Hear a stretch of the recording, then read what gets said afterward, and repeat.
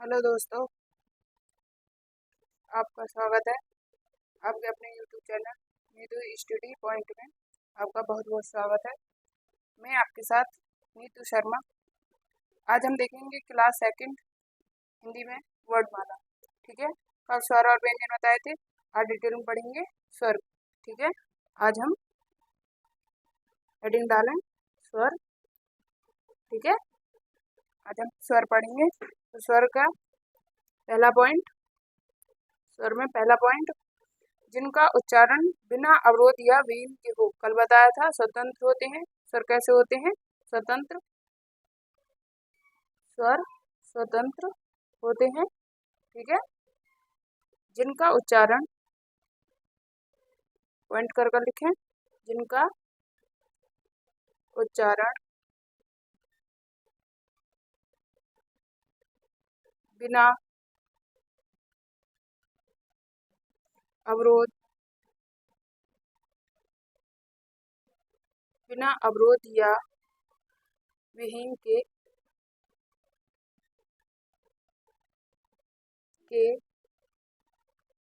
होता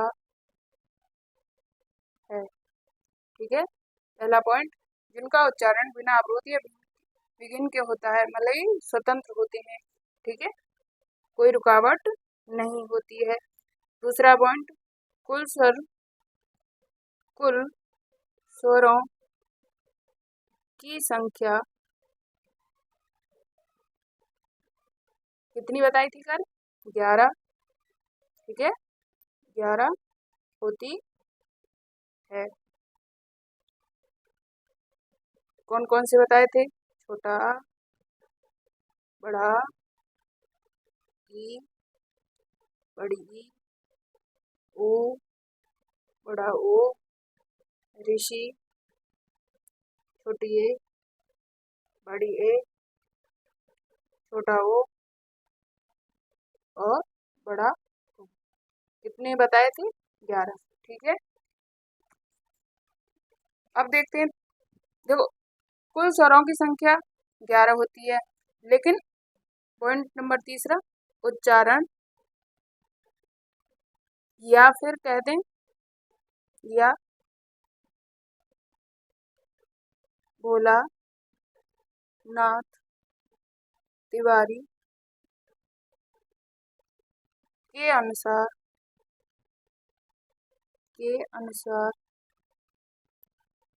स्वरों की संख्या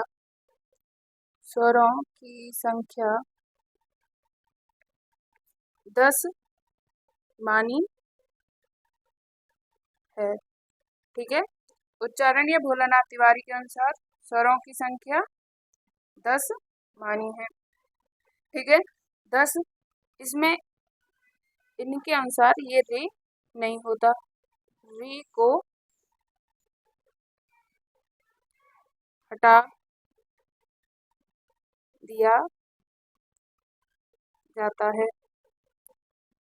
ठीक है, री को हटा दिया जाता है। अब देखते हैं। ठीक है, इसका प्रयोग, अब री का प्रयोग कहाँ पर होता है? री का प्रयोग तत्सम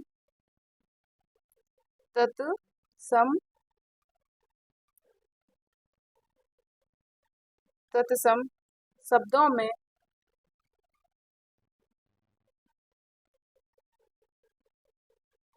होता है।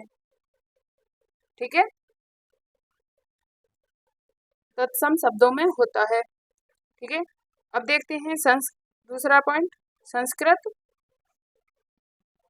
संस्कृत वर्णमाला,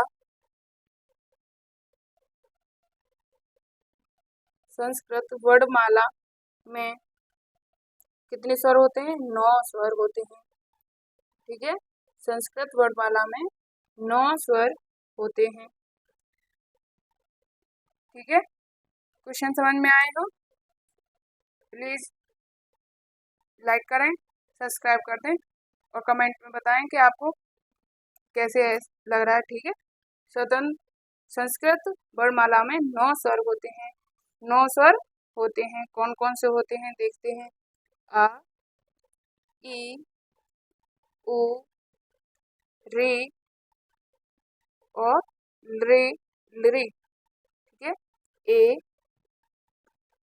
ए, ओ और बड़ा ओ। ठीक है।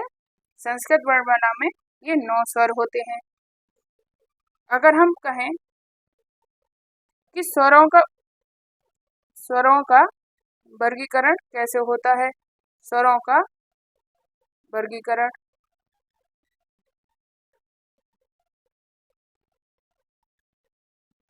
स्वरों का वर्गीकरण। तो स्वर मुख्यतः कितने होते हैं। मुख्यतः मुख्य 2 होते हैं, लेकिन वैसे कितने होते हैं। कुल कुल स्वरों की संख्या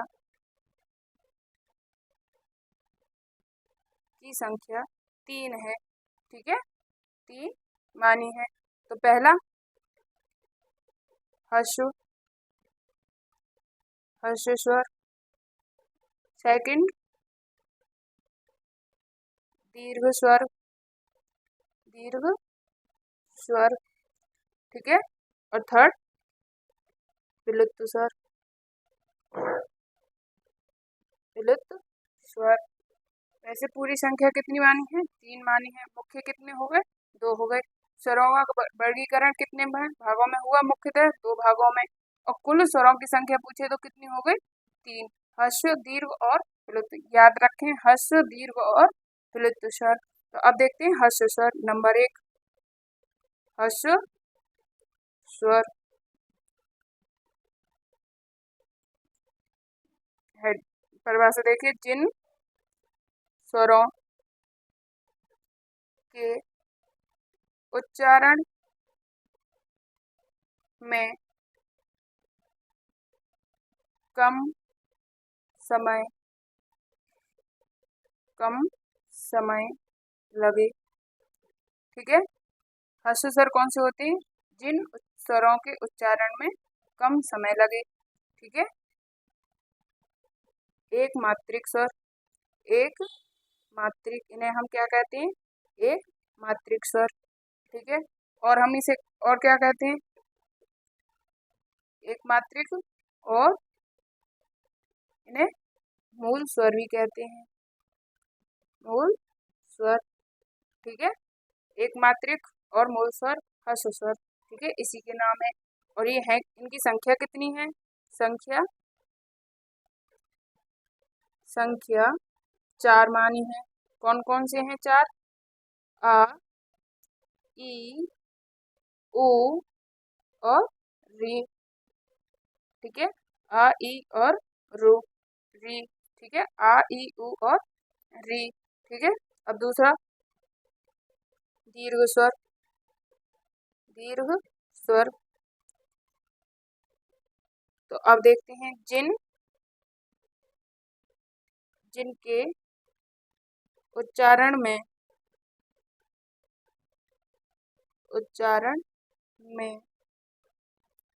ह्रस्व की अपेक्षा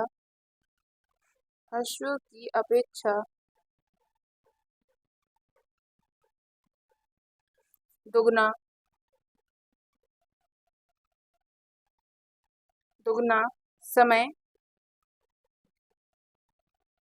समय लगता है। ठीक है। जिनके उच्चारण में ह्रस्व की अपेक्षा दुगना समय लगता है, या फिर इन्हें कह सकते हैं द्विमात्रिक। द्विमात्रिक 2 मात्रा वाले। ये 1 मात्रा वाले। ये द्विमात्रिक। ठीक है। 2 मात्रा का। और इनकी संख्या कितनी है। अगर इनकी संख्या कहें तो संख्या कितनी हो गई। 4। कौन कौन संख्या कितनी हो गई इनकी। सॉरी, ये 4 नहीं, 4 ह्रस्व दिए, ये 7। ठीक है। 7 कौन कौन से। बड़ा आ, बड़ी ई, उ, बड़ा उ, ए, ओ और बड़ी ओ। ठीक है, कितने हो गए? 7 हो गए।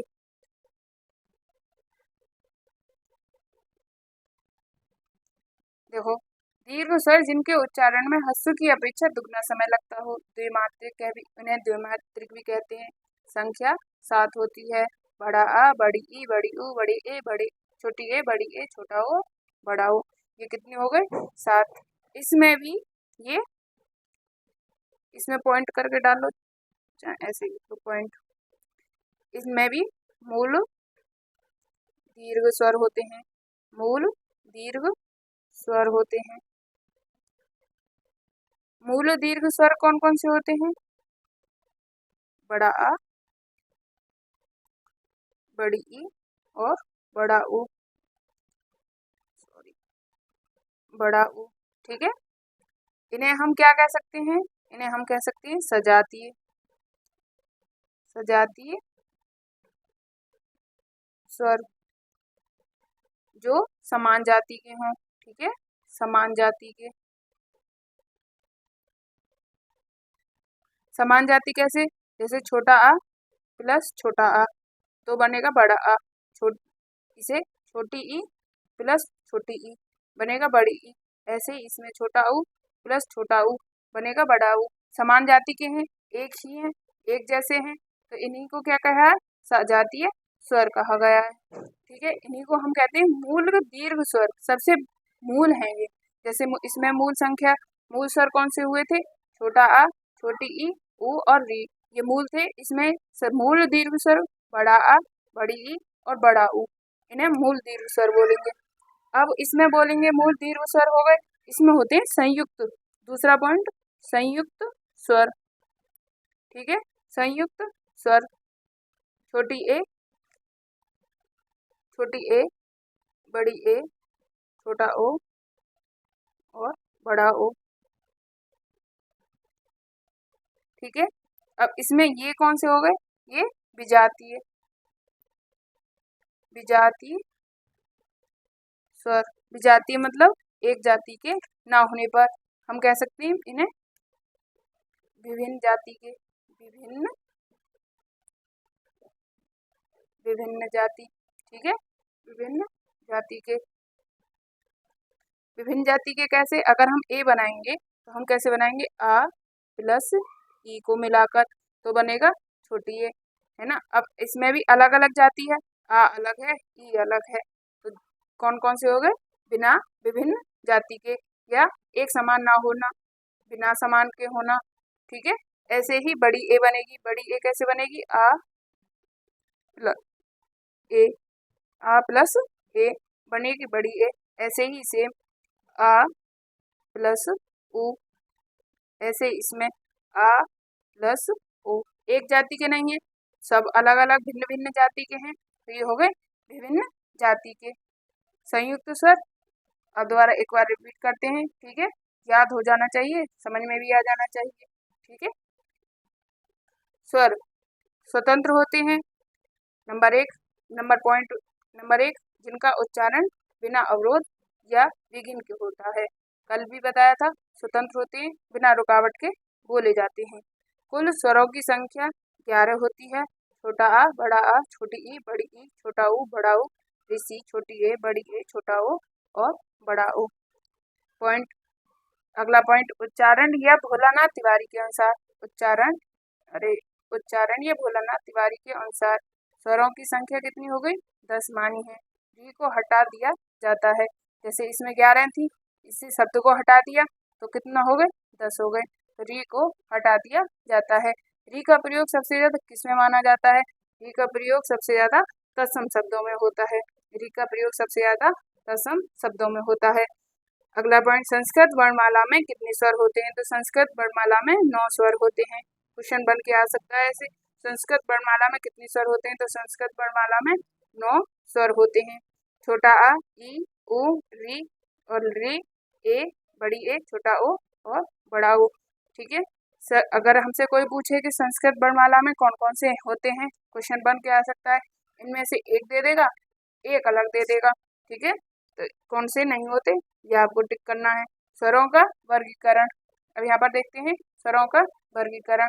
स्वरों का वर्गीकरण मुख्यतः दो प्रकार का होता है। स्वरों का वर्गीकरण मुख्यतः दो प्रकार का होता है। ठीक है, मुख्यतः कुल स्वरों की संख्या, वैसे पूछे कुल स्वरों की संख्या तो 3 हो गई। ठीक है, अगर मुख्य पूछे तो 2। मुख्य कौन से? ह्रस्व स्वर और दीर्घ स्वर, ये मुख्य होते हैं। प्लुत स्वर ये 3 हो गए। कुल पूछे तो ये तीसरा वाला लगा दिया जाता है। वैसे मुख्यतः यही होते हैं, ह्रस्व और दीर्घ। ठीक है, समझ में आई? अब ह्रस्व स्वर। ठीक है, ह्रस्व स्वर जिन स्वरों के उच्चारण में कम समय लगे, मतलब कि समय ज्यादा ना लगे, थोड़ी सी ही देर में बोल दिया जाता है। जैसे इन्हें हम क्या, ह्रस्व स्वर को और किस नाम से जानते हैं? एक मात्रिक। अगर आपके कुछ पेपर में ये आ जाए एक मात्रिक स्वर कौन सा होता है, तो इनमें से दे देगा, एक इनमें से दे देगा, 3 ऑप्शन अलग डाल दिया जाएगा। ठीक है, तो वो उसमें आपको देखना पड़ेगा। या फिर दे दे मूल स्वर कौन सा है, तो इनमें से ही देखना पड़ेगा आपको। संख्या कितनी है? 4 है। या फिर संख्या पूछ ले कि ह्रस्व स्वरों की संख्या कितनी है, तो कितनी होती है? 4 होती है। आ, ई, उ और री। दूसरा, दीर्घ स्वर। दीर्घ स्वर जिनके उच्चारण में ह्रस्व की अपेक्षा दुगना समय लगे। देखो यहाँ तो आ, मैं तेरे में बोल देते कम समय लग रहा है, आ। ठीक है, यहाँ पर ह्रस्व की अपेक्षा, मतलब कि इसकी अपेक्षा ज्यादा टाइम लगेगा, दुगना समय लगेगा। यहाँ आ बोले, यहाँ आ हो जाएगा। कैसे? यहाँ थोड़े कम समय में आ, इसका दुगना हो गया, आ और आ दोनों हो गए, तो दुगना समय लग रहा है, तो इसे हम बोलेंगे आ। ठीक है, दीर्घ स्वर इन्हें हम द्विमात्रिक स्वर भी बोलते हैं। ठीक है, संख्या 7 होती है। अगर पूछ ले दीर्घ स्वर की संख्या कितनी होती है, तो आपको बताना है 7 होती है। मूल दीर्घ स्वर कौन से होते हैं? अब इसी में ही पूछ ले मूल दीर्घ स्वर कौन कौन से होते हैं, तो आपको बताना है बड़ा आ, बड़ी ई और ऊ। ये हो गए सजातीय स्वर। इन्हें हम क्या कहते हैं? सजातीय स्वर। क्वेश्चन में पूछ सकता है कि सजातीय स्वर कौन कौन से होते हैं, कौन कौन से नहीं होते, तो आपको बताना है सजातीय स्वर कौन कौन से होते हैं, कौन कौन से नहीं होते। एक बात ध्यान रखें, सजातीय स्वर समान जाति के, इस वाली बात को ध्यान रखें। सजाती मतलब कि समान, विजाति मतलब कि विभिन्न। मूल सर्ग उन्हें बोलते हैं जो समान हो। संयुक्त स्वर उन्हें बोलेंगे जो विभिन्न जाति के हों।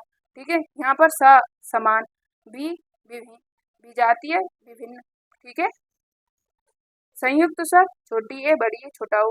ये आपको समझ में आ गया। मूल स्वर्ग कौन से? बड़ा आ, बड़ी ई और बड़ा ऊ, मतलब कि एक ही समान जाति के बने। छोटा आ प्लस छोटा आ, भाई दोनों एक जैसे हैं, दोनों भाई हैं, तो दोनों भाई एक जैसे हैं, समान जाति के हैं, तो हमारा बनेगा बड़ा आ।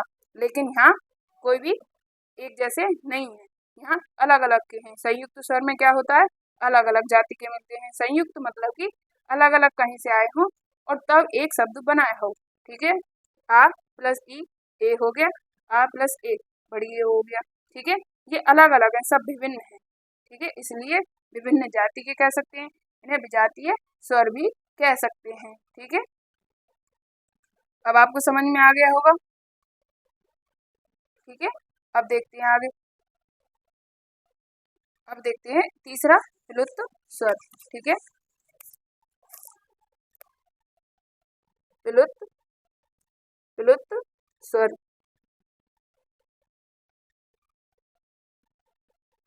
एक मिनट, विलुप्त स्वर। ठीक है, जिनके उच्चारण में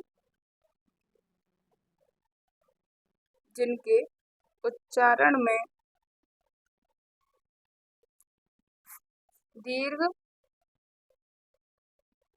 स्वर से अधिक समय लगे। ठीक है, जिनके उच्चारण में दीर्घ स्वर से अधिक समय लगे। ठीक है, अगर हम बात करें किसकी? ह्रस्व स्वर की, तो ह्रस्व स्वर में कम समय लग रहा था। अगर हम बात करें दीर्घ स्वर में, तो ह्रस्व स्वर से दुगना समय लग रहा था। यहाँ पर जिनके उच्चारण में दीर्घ स्वर से अधिक समय लगे, इन्हें हम कह सकते हैं त्रिमात्रिक त्रिमात्रिक स्वर। ठीक है, त्रिमात्रिक स्वर इन्हें हम बोलते कैसे हैं? जैसे एग्जाम्पल में ओ, कैसे? ओ। ठीक है, ऐसे बहुत लंबा खींच दिया जाता है। जैसे हम बोले राम। ठीक है। राम, जो चीज को ज्यादा खिंचाव पड़े, ठीक है, ऐसे समझ लो, जो चीज जिस चीज में ज्यादा खिंचाव पड़े उसमें हम क्या कहते हैं, प्लुत स्वर होते हैं। ठीक है। आज आपको तीनों चीज बता दी हैं, दीर्घ स्वर, ठीक है, पहले सबसे पहले ह्रस्व स्वर, फिर दीर्घ स्वर और फिर प्लुत स्वर। अब आपको एक बार दोबारा रिवीजन कर लो, ह्रस्व स्वर, ठीक है, दीर्घ स्वर और प्लुत स्वर, ठीक है, जिनके उच्चारण में दीर्घ स्वर से भी अधिक समय लगे। ठीक है। अब आपको और पॉइंट बताते हैं। अगर आपसे कोई पूछने लग जाए, अगर आपसे कोई पूछने लग जाए कि काल नाम, काल, मान, इन्हें हम कहते हैं मात्रा, ठीक है, के आधार पर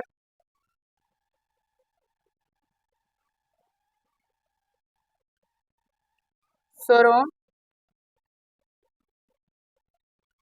की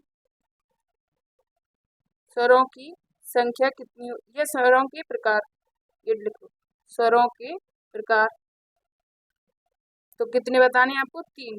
ठीक है। कौन कौन से, वही हैं तीनों, पीछे पढ़ के आए हैं, ह्रस्व, दीर्घ और प्लुत। ठीक है, ह्रस्व, दीर्घ और प्लुत, ठीक है, प्लुत स्वर। अब आपसे कोई पूछने लग जाए जीवा के आधार पर, 1 मिनट, जीवा के आधार पर स्वर कितने प्रकार के होते हैं, तो ये भी 3 प्रकार के। काल मात्रा के आधार पर स्वरों के प्रकार 3 होते हैं, जीवा के आधार पर भी 3 होते हैं। जीवा के आधार पर नंबर 1 अग्रस्वर, अग्र स्वर, हेड, डेफिनेशन, जिनके, परिभाषा क्या हो गई, जिनके उच्चारण में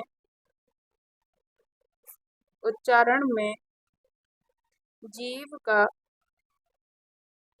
अग्रभाग, अग्रभाग मतलब आगे का भाग, भाग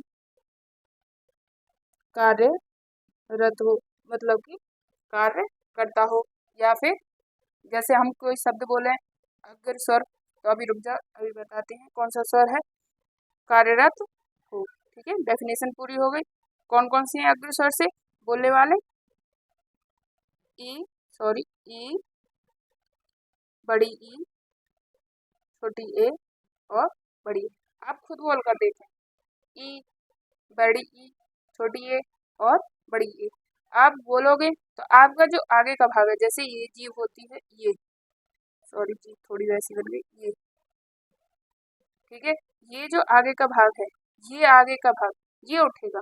ठीक है, ये उठेगा, आप तभी ये शब्द बोल पाओगे, जब तक ये नहीं उठेगा आप ये वाले शब्द नहीं बोल पाओगे। इन्हीं को हम क्या कहते हैं, अग्रस्वर, मतलब कि आगे का भाग, ठीक है, जिनके उच्चारण में जीव का अग्रभाग कार्यरत हो। ठीक है। दूसरा मध्य स्वर, कौन सा, मध्य स्वर, मध्य स्वर कौन से, जीव का मध्य भाग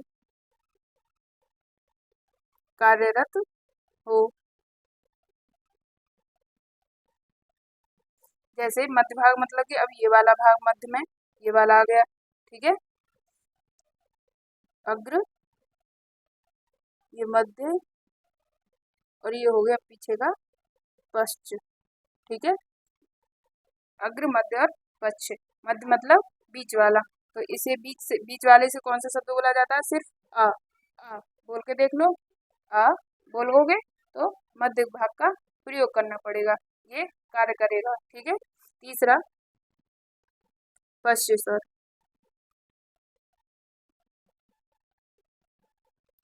जीव का पिछला भाग, जीव का पिछला भाग कार्यरत हो।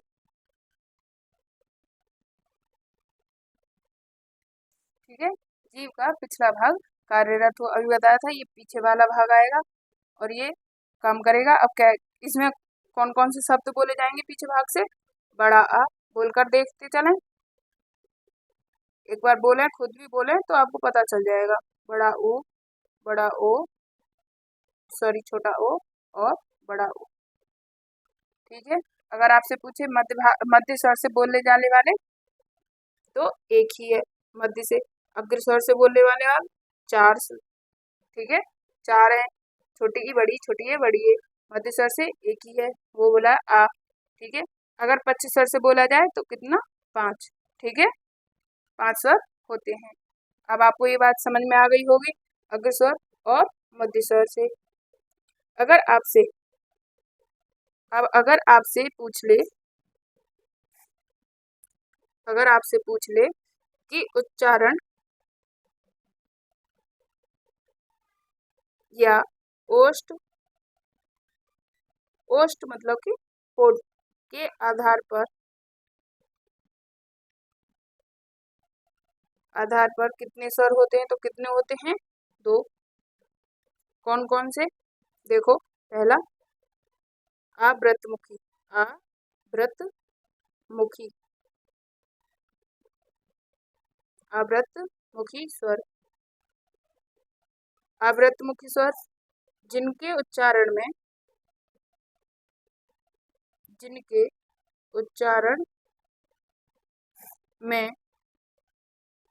होठ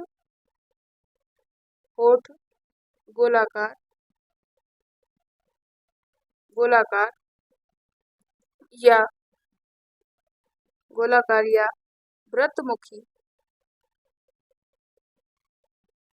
नहीं होते। कैसे? अब मैं समझाती हूँ। जिनके उच्चारण में होठ गोलाकार या वृत्तमुखी नहीं होते। वृत्त का मतलब है कि वृत्त गोला बनाए, एक वृत्त बनाए, सर्कल बना दे, जैसे आपके होठ ऐसे हो जाए गोल। ठीक है, उन्हें बोलेंगे वृत्तमुखी। लेकिन ये आ रहा है मतलब कि नहीं होते वृत्तमुखी, मतलब कि गोला नहीं बना पाते, तो उन्हें बोलेंगे आवृतमुखी। ये कौन कौन से होते हैं? आ हो गया, बड़ा आ हो गया, ई हो गया, बड़ी ई हो गया, ए हो गया और बड़ी ए। आप खुद बोल के देख लो। अगर आप इसमें ऐसा अपने आपके होठ ऐसे व्रत बना रहे हो, गोल बना रहे हो, तो ये होंगे जो बना रहे हो, आपको पता ही चल जाएगा व्रतमुखी हो गए। नहीं बना रहे होंगे तो अव्रतमुखी हैं। मतलब कि नहीं होते। तो दूसरा व्रतमुखी हो गया, दूसरा व्रतमुखी।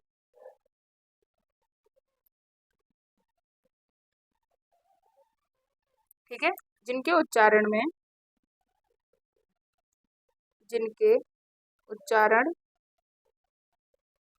में होठ गोलाकार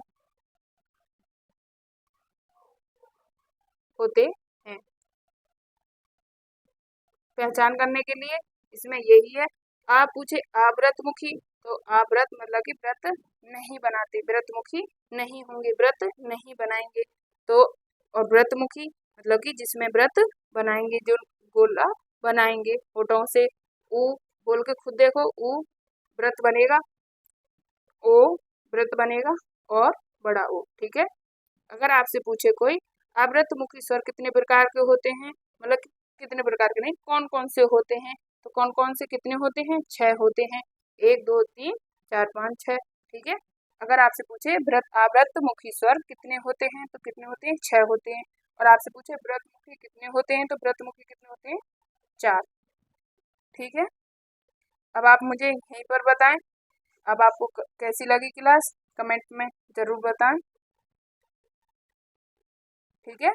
और आपको अगर आपने सब्सक्राइब नहीं कर रखा हो तो चैनल को सब्सक्राइब जरूर कर लें, और आपको पता चलती रहेगी कि अब मेरी कौन सी वीडियो आ रही है, तो इसलिए चैनल को सब्सक्राइब जरूर कर लें। कमेंट में ज़रूर बताएं कि आपको कैसी लगी ये क्लास। ठीक है, धन्यवाद।